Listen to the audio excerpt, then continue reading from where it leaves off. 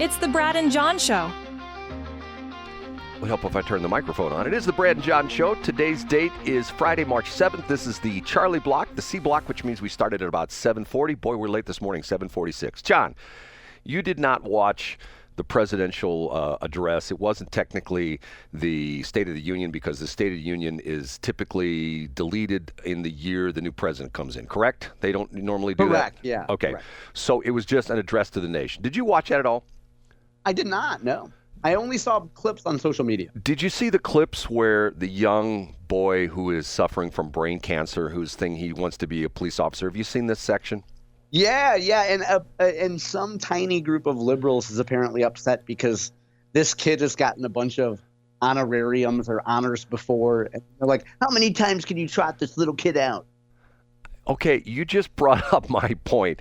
How in the world can anyone criticize this? I mean, obviously it's a thing that Trump's, doing a thing, and if the whole story is this young boy, I think he was diagnosed with brain cancer when he was 6, and he was given like 6 months or a year to live, and he's now 13, so he's defied the odds. And his thing is his goal in life is he wants to be a police officer, okay? And apparently this got around, and he's been honored. I heard the other day, I don't know if this is true or not, I heard he's now been honored by 900 police departments across the country, okay? And they send him honorary badges and things like that. So he's in the gallery with the galley, what do they call it? The gallery is in the gallery? It's not the galley, it's the gallery, right? Upstairs. Yeah, gallery. The galleys is where you go to die, right? Right. Okay. Or where you go, you eat when you're on a ship. Okay. So he's in the gallery, and Trump addresses him in the whole bit. And in what I thought was a touching moment, the guy who is the new head of the Secret Service, not that woman who didn't know what she was doing, but the dude who's now running the Secret Service, comes down and gives him his honorary Secret Service credentials. He's got the little leather pouch that they flip open. It's got his name and the badge and the whole bit. And I thought to myself, wow, this is really cool. Now the Democrats are going after him. Oh, that was terrible. Trump's doing. I'm going like, come on. I mean, yeah, but hold on, and let's point out too. I'm guessing, in the interest of being fair, it's a small group of Democrats that are doing this. It's not like it's Democrats' number one talking point. I would think that most professional Democrats, like professional politicians, would be like, okay, whatever. Let's focus on other stuff. He gave the little kid an award. Let's not highlight the fact that Donald Trump is nice to little sick kids. I just think, as a comms guy, and matter of fact,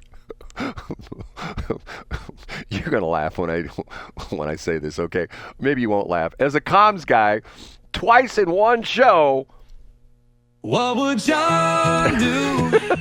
What would John do? Okay, John, if you were the comms guy advising Trump, and he says, hey, I've heard about this young kid, and it's really sort of a touching story. John, what do you think? What would you tell him? Oh, absolutely. Bring the kid in, make a big deal of it. Because of the fact that... are we playing complete the sentence? Yeah, what's your rationale if you were Trump's comms guy saying, oh, Mr. Trump, this is a great idea because... Well, because number one, anybody who criticizes this is simply underscoring the fact that you're honoring a little kid. So let them complain about it and show how petty they are. Like why? Like there's literally no downside to doing this. The only conundrum is which sick little kid every year, which cause do you want to highlight? Is it spina bifida, or is it cleft palate, or what little malady do we need to highlight every year to show that we love disabled kids? I don't know. I mean, humanity in itself sometimes can be cruel, and humanity in itself can sometimes be tremendously uplifting. And there are times when, I don't care if it is in a political vein, that things like this, first off, that kid, hopefully he lives a long, long life. Hopefully he disproves all the prognoses and all the diagnoses from the doctors that he's only got months, days, weeks, years, whatever to live. But don't you think that it's things like that that make you sort of happy. The fact, I mean, like I see things like that, think to myself, you know what? I got 4 kids. My youngest son, who's now 31, has some health issues, but you know what? He's doing okay. He's got a job. He gets up every morning, drives to work, does his job. You know, he has some problems, you know, and I have really spent a lot of time with him this past summer. But yet, he's going to be okay. But things like this, it's not going to turn out well, you know? And to me, you have to look at things like that and say, why would anybody be mean about that? You know what I'm saying? Yeah, just because, well, why would anybody see a man holding a door open for them and then bark at them? Well, I don't know. I mean, and the interesting thing was the thing that people are talking about, that the fact that the Democrats sat in their hands and the Democrats sat there with no emotion in their face. And then those goofy, stupid, did you see? The little signs they held up? Did you see? Babylon Bee is so funny. I put this on my Facebook page. Did you see the Babylon Bee thing where it has a husband and wife? They're sitting at the couch and the picture is, it looks like they're having an argument and he holds up one of those little round signs and it says false on it. No, I didn't see that. That's quite appropriate, though. Well, it's to the point where it's so stupid, you know. And what's interesting, the other thing about it is, you know, and I'm not here to diss the Democrats, but whoever is giving the Democrats messaging information, PR information, you need to contact John Combest, because somebody is going to do exactly what they did, where they took the videos from like 30 different Democratic legislators. Have you seen this? And they put like a mosaic of all the different videos. You know, there's like 30 panels of videos up at the same time, and they're all saying the exact same thing. The talking points, yeah, they're using the same bullet point, sure. Right, and you're going like, okay.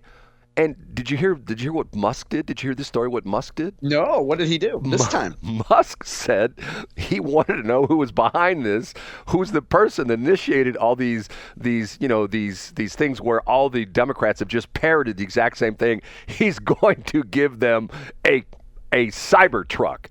And Cory Bush came forward and says, I did it, and I don't want your stupid truck. Oh, that's great. I did not see that. That's tremendous. Well, see, I don't get it. And then the thing came out, and I read these stories and I'm thinking to myself, God, this is so sad. Politics. The deal with the failed Boeing spacecraft that went up to the space station. And did you hear this story as well, too? This is another Musk story. Yeah, I saw what happened, but I didn't know that Boeing was involved in this. Oh, yeah, that's Boeing's space capsule.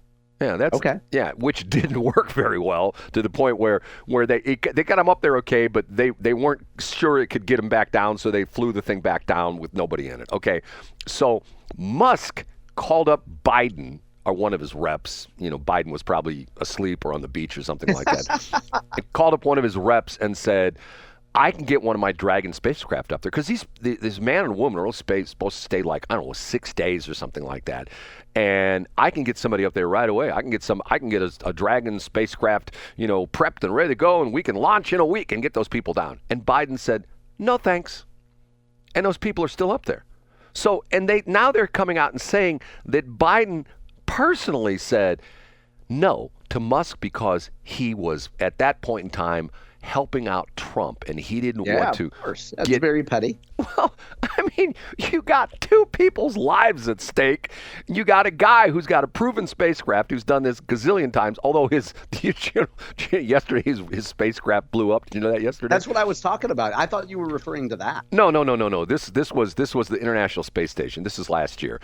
And matter of fact, the interesting thing about that is, John, you and I, if we had personally invested millions and millions, tens of millions, maybe hundreds of millions of dollars into something, and it blew up ceremoniously over the ocean, and they had to essentially issue TFR, temporary flight restrictions, in various parts of the world because there's pieces of this spacecraft raining down upon the planet Earth, would you be upset? I would, but I think before that would happen, that's the kind of thing that's going to get you thrown out of a local chamber of commerce. Like, you'll get your application denied if they know that you were responsible for a TFP, TFR, whatever the acronym is. TFR, okay. Musk is just like, another day at the office, and Yeah, he's got other things to do. He still has a few more kids to make. He's not done making kids, probably. Him and Nick Cannon are in a death match. I'm telling you, they're going to try to. Yeah, it's good. We got to have more babies in this world. Yes, 14 kids. Can you believe that, John? 14 kids. Yeah, I can. Good for him. By I don't know how many wives, how many women. I don't. He doesn't even see. This is what's interesting. When I was a young man, which was way back in that previous century, when I was a young man, it still was to the point where at school, where a girl who disappeared from school, we know why she disappeared from school because she was visiting Aunt Judy in Montana for 9 months. Right, she was pregnant. And that's why she disappeared. Now it's like no big deal. It's like to the point where, and I guess it cracks me up. Pastor Brad, once upon a time, one of my marriages that I officiated at. Okay, very nice couple.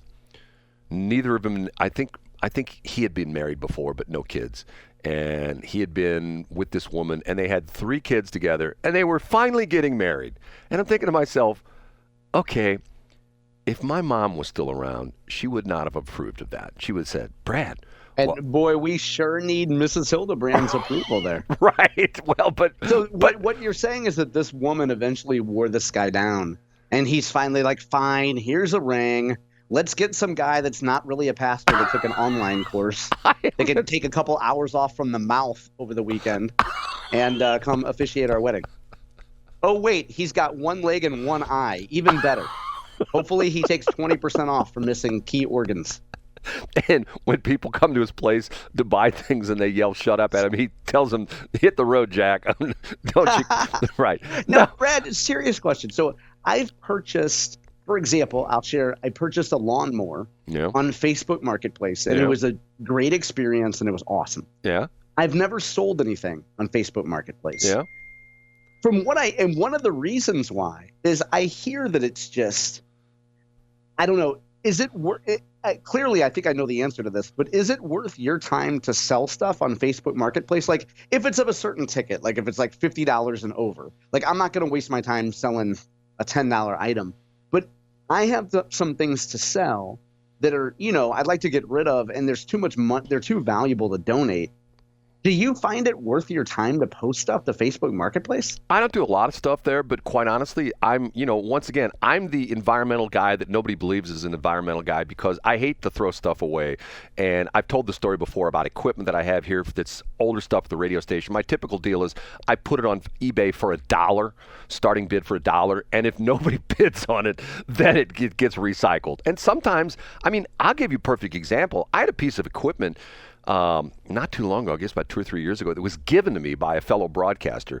In its day, this was a $20,000 worth piece of equipment that I was given, and I put it on eBay, and nobody bid on it. I literally tore it apart and took it down to my recycling place down there in Valley Park because it had a bunch of aluminum castings as part of the chassis and stuff like that. But to answer your question, I sold some stuff. I sold some motorcycle parts that my son had. My son who's down in Pensacola, he'd left them here, and I said, "Do you want these?" "Nah, just get rid of them." I stuck them on Facebook, a bunch of stuff for a nice, Yamaha YZ a dirt bike, and I stuck them on my front porch, and I literally said, here they are. And a guy contacted me, and I gave him the address because they didn't have the address in there. And I said, there's, on my mailbox, stick the money in the mailbox. And that's happened a couple times. Guys will show up, and they'll throw the money in the mailbox. I've done that as well too. I got a really nice stool that I use at one of my transmitter sites that is like one of these old school, heavy duty metal. I guess they call it like a drawing stool. It would be like the guys would sit at like drafting tables, one of those kind of stools. I have one of those. It's not an old school one, but I bought it during the pandemic. Right, sits up sort of high. I bought that from a place out in Weldon Spring where the lady had it advertised, and she had a whole system. She had a box, like it was bolted to the side of her house, and she said, I said, okay, I'm coming to pick it up. She says, okay, I put it in front of the garage door. My payment box is next to the thing, and I showed up, and it was $20. I showed up and put the $20 in the thing, and away I went. It depends on what it is. It's like, see, the interesting thing is, it's like eBay, okay? 98% of the people on eBay are very respectful sellers and buyers, and it's like a good culture. But there's 2% that are the jerkazoids. And on Facebook, I got a thing right now on eBay that's a piece of broadcast equipment. I got some knucklehead who keeps messaging me saying, will you take, and he names a price. And I go, no, I won't. And he'll say, what do you want? I go, you can make an offer on the site. And then like a week later, I'll get another, I sent you an offer last week and you didn't respond. And I go, because I told you make an offer on the website and, I'll either accept or deny it. 3 times I've gone through this thing. So it's to the point where it's like, okay, he's a jerk. But, once again, that's life. What's the old saying? You got to kiss a lot of toads to find your prince or something like that. Yeah, to find the prince. But, all I have to say, Brad, is I'm going to come with my partner and just say, shut up. I just thought that was interesting. And you know what? I have to tell you, John, my temper went from 0 to 9.5 in about 3 milliseconds because I'm thinking to myself, what is this? The audacity to go to somebody else's house even. It'd be different if you were in a random parking lot. It would be bad enough. But to go to a man's house and tell him to shut up? Right. And especially somebody that you want something from. Well, but to the point where, and if I told you what it was and I told you what it ultimately sold for, you would be surprised at the situation because I'm telling you, I turned down a substantial amount of money. And it was sort of interesting, But and I'll give you a hint. Well, I won't give you a hint. But anyway, we got to get going. Okay, I got to go in the other studio and do a poor job of putting all the stuff up on Facebook and YouTube. Brad, John the way can go. that you put the BJ Show stuff up there now, the way you have the actual description, thank you. It is fantastic. No sarcasm. Thank you. I can't thank you enough for that. It's so good. Because you go and change it every way, so why should I even bother? So you might as well do it yourself. Yeah, it takes an extra 30 seconds for you, but I appreciate it. Why should I change it? Okay. John, have a good weekend. And you know what? You can come visit. You can come visit me at the transmitter site. And I got to pour a little bit more concrete over the weekend. So if you want to, I'll bring my spruce. I'll see you there. If you want to pour some concrete with me, we can have some fun.